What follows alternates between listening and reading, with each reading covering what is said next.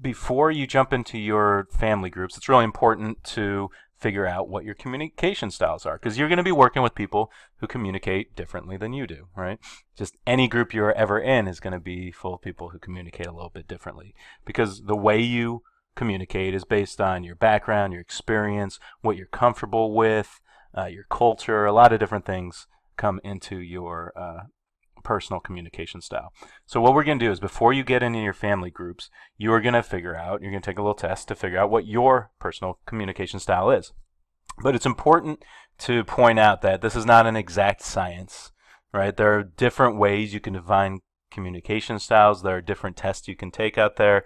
All of them are helpful. So the reason we're doing this particular one is it's just a pretty quick way to get a general idea of how you tend to communicate, the most comfortable ways that you communicate, and how that might affect other people and how other people might affect you.